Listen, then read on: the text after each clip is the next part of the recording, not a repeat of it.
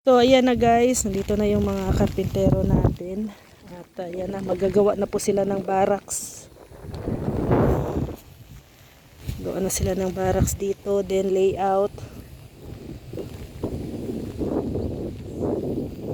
Yan yung ano natin, yung yero, hindi po papapakuan. Paipitan ko lang kasi gagamitin pa yan sa siguro sa ano, pag may kusina, dirty kitchen ay or ano, labahan, ganon sa exit. Dito ko ilalagay yung mga materyales.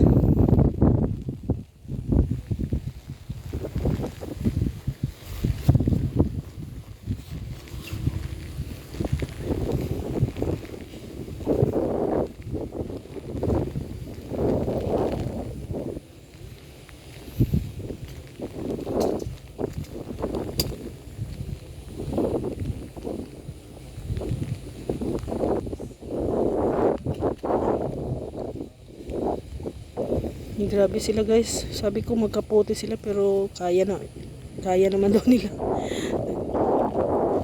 Napakatindi yung mga karpintero ni Rex.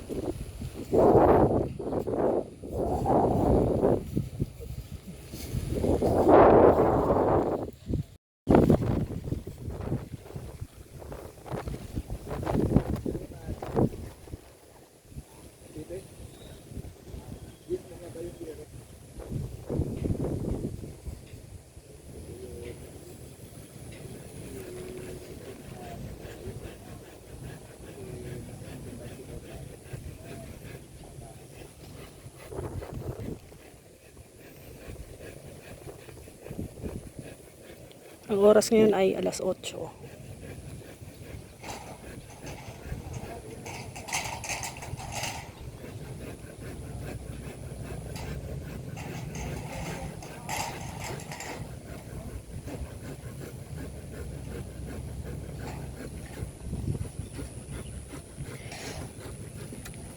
Siguro kahit 3 lang ka yero ano, tapos yung isa dito sa gilid.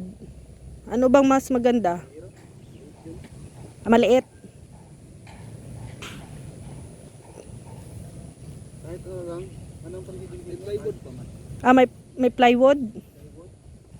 Pwede naman.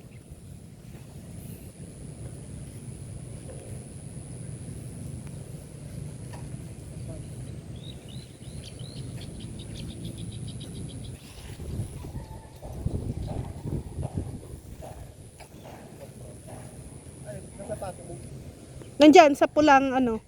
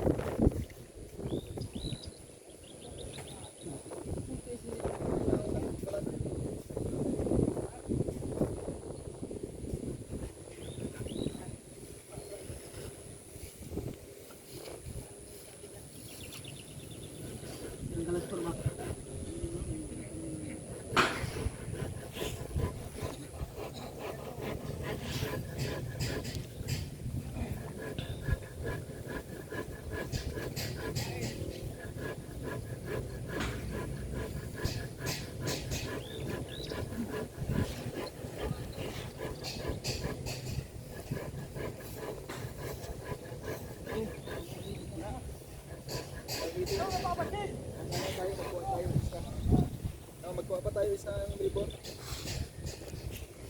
4 kayo. Sure mo lang ha?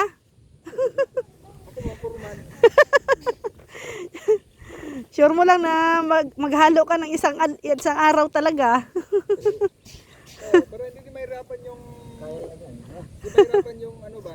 Yung labor. Oo. Dapat may katuwang din. Oh, pero wala ka nang bayad, hindi ka nakasama sa bayad, pakain lang ang sayo. Wala ako pa.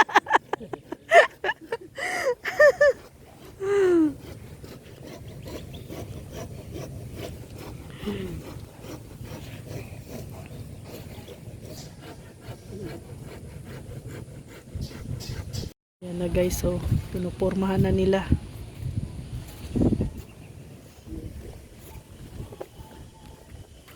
Sarap lang dikit.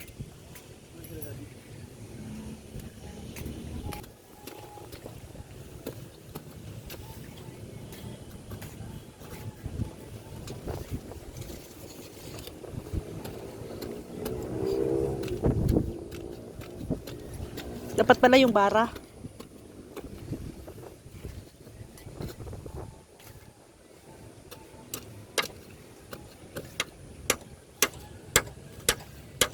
At least sa sunod kung magpagawa si Ate Ethel ng bahay, pwede na doon sa atin magtambay na. Hindi na pwede, okay na, walang barracks, no?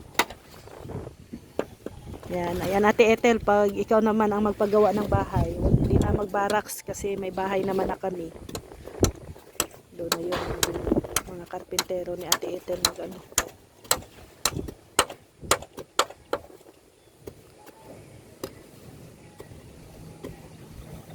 No need na mag-hotel. No need na mag-hotel. Hindi, no need na maggawa ng barracks kung magpabahay si Ate Ethel. Tapos kung uwi na si Ate Ethel ngayong taon, Ate Ethel, dito na sa bahay namin. Dito ka na diretso. Para ano, ano dito sa lote mo.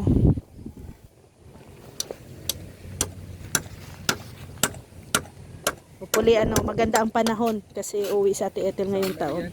Oo. Summer yan na uwi si Ate Ethel. Pag summer dito, ano mainit? Maganda dito Ate Ethel pag summer. Kasi mainit. Mainit naman talaga summer, buing ka. May summer ba dahil na maulan? Pambira.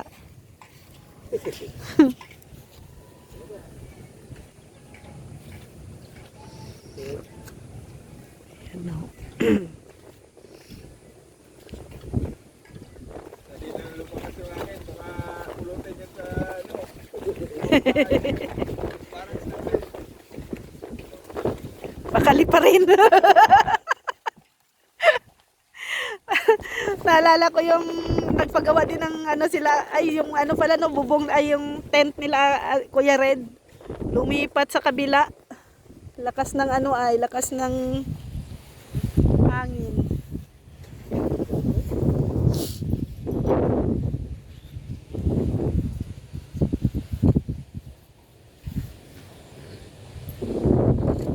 Ay talagang hindi na mag-ano si Ate Ethel. Oh, Hindi na siya gagawa ng barracks. oh. Alam mo, nandito sa lote niya yung barracks.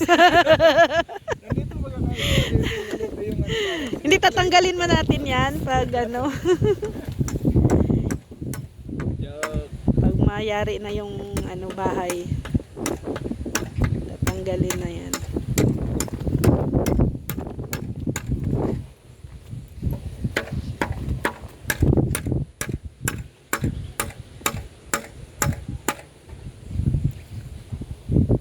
Pwede palang palipat-lipat yung barracks eh.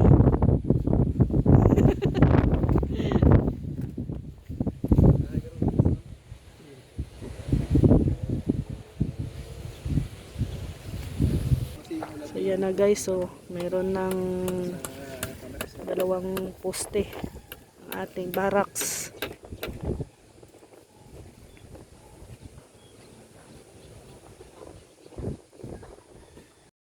Yan na guys, natayo na yung 4 na poste sa ating barracks.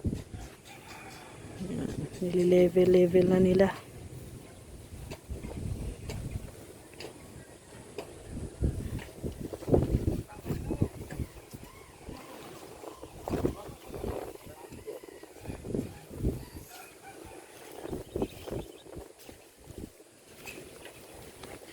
Hindi din pala madali ano. Isang oras na po yan. 4 na poste. Oh. Hindi din biro. Akala ko lang dati, magawa ng barracks, iano mo lang, ilubong mo lang, tapos ganun. May mga sukat-sukat pa pala yan.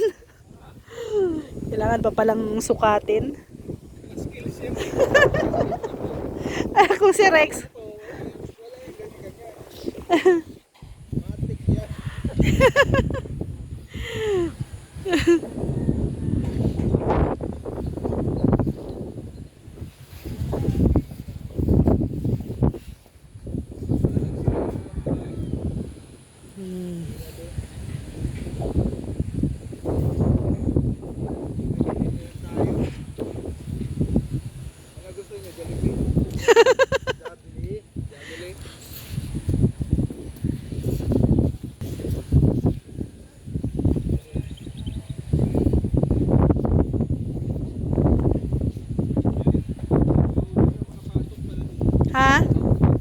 Tubular nga.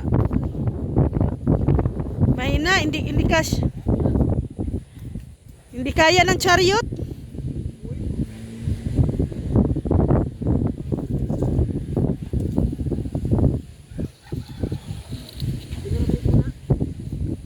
Okay naman siguro, hindi pa makaano.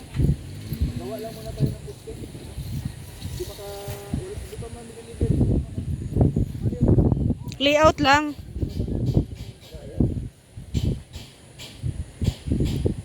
Or ano, cutting ng para sa ano, biga. Nandiyan naman ang mga ano. Layout nga muna.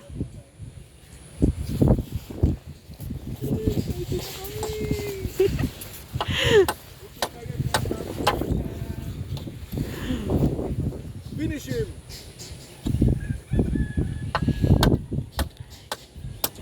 Isang linggo may pagbabago na yan.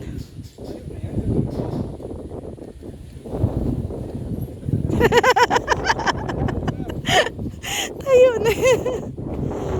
Ay, nako. Papakyawin niyo pa din kaya Ano? Mabi-video okay. isang semana tayo na ang bahay. Tapos video okay na. Maghanap ka na ng ano? Maghanap ka na ng manok. Native na manok kasi pag ano, pag magpa-poste na po guys, paduguan po namin. Magpapadugo po kami. Yan po kasi sa amin ay yan po yung kumbaga tradisyon. Tradisyon sa amin, tapos lagyan namin ng coins, yung mga poste-poste, tapos papatakan daw po ng ano, papatakan ng dugo. Ganon din ba sa inyo dito? Pagpagawa ng bahay, pinapaduguan? Ganon din. Sa amin ganon din ay parang ano siya, pamahiin ng mga kaninununuan. Wala namang masama kung maniwala. Kaya mabili kami ng native na manok pag magsimula na po sa poste.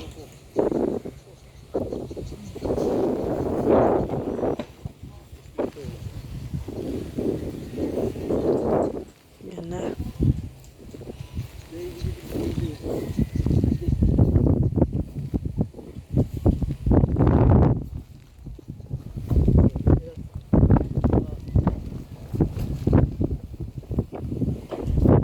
Ang hangin guys,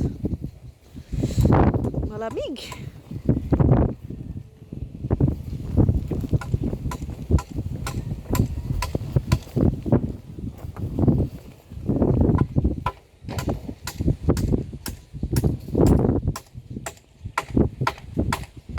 Bukas dadali na namin yung ano namin dito, kalan,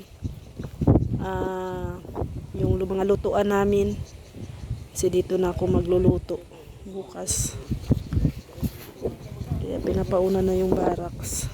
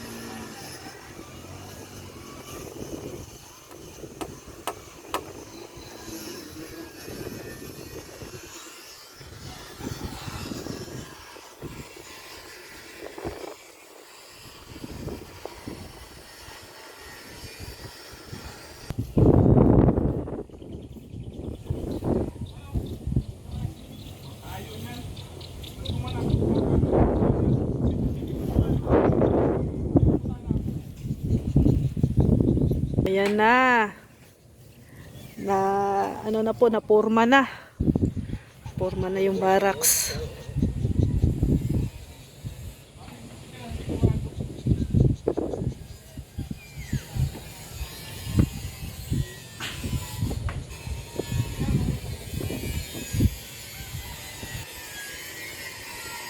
Na guys, may bubong na ang ano natin, barracks. Ito lang muna. At saka na nila ilagay itong pangdingding. Pag wala pa namang materialis talaga eh. Yung wala pa namang ano tawag nito, semento. Saka na maglagay ng pangdingding pag may semento na ngayon. Yan, layout. Kaso lang guys, ang problema ay kulang yung aming kahoy sa layout. Then ayaw nilang mag-deliver kasi malusak. So kakausapin ko pa si Tuper kasi may dineliver si Tuper dyan ng mga kahoy.